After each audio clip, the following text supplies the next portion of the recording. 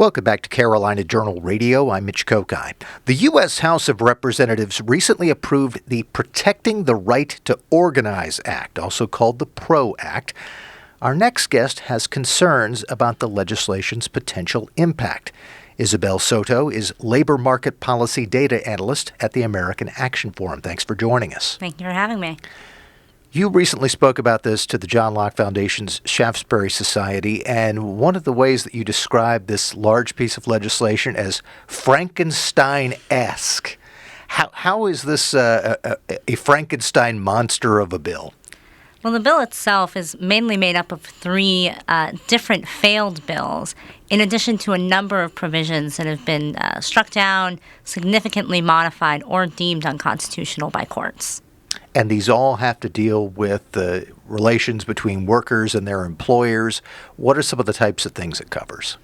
There are specific reclassification and definitional changes specifically pertaining to independent contractors and how one classifies independent contractors, as well as just relationships between employers and union power, which is the most important part of this bill, is what it does to union power.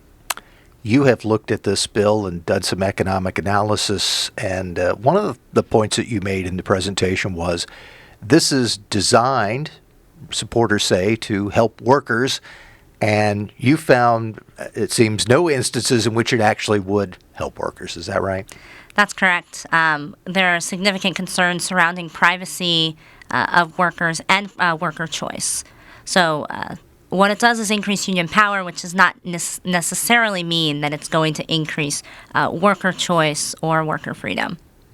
Now, you mentioned there are many different pieces of this. You have focused specifically on some of them. Let's talk about them. One deals with the reclassification issue of people who are not full-time employees but might be considered full-time employees under the PRO Act. How would that change? So that would drive up costs for employers significantly. It would also mean that those independent workers or gig economy workers would be locked into schedules that might not work for them. Their pay rates would not be controlled by them anymore. It would hinder their ability to set and own their own work.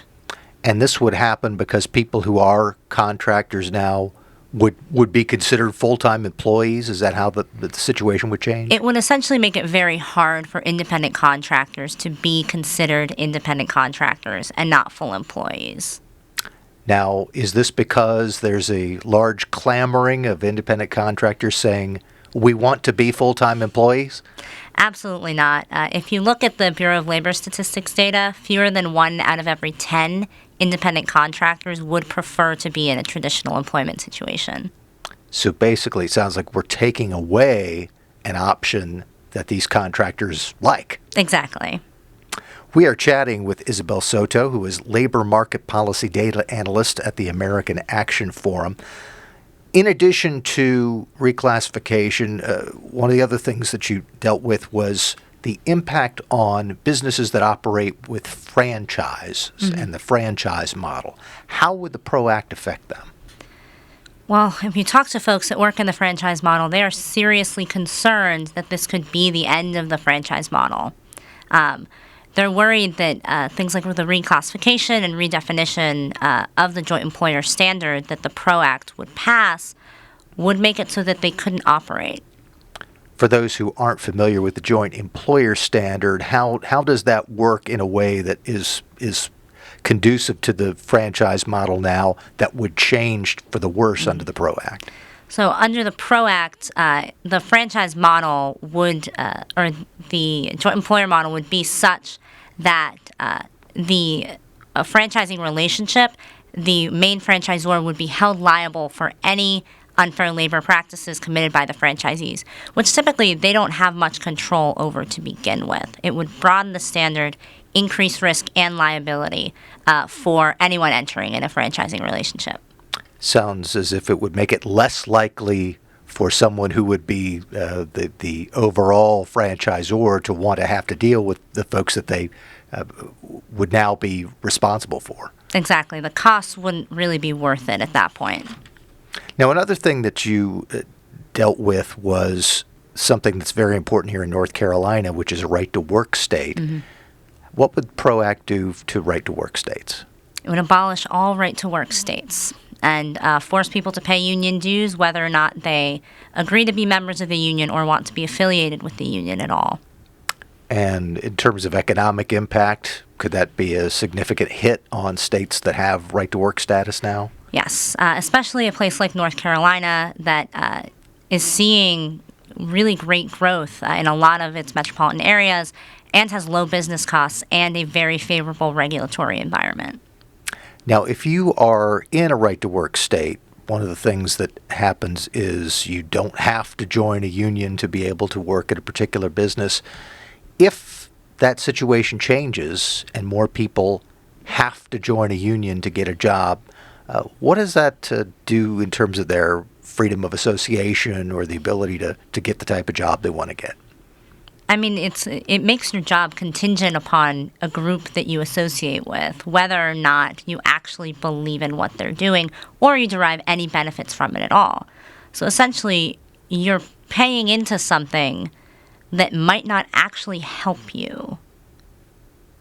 Another thing that you talked about in your presentation to the John Locke Foundation was the impact on strikes and the way that the PRO Act would affect striking workers and businesses dealing with striking workers.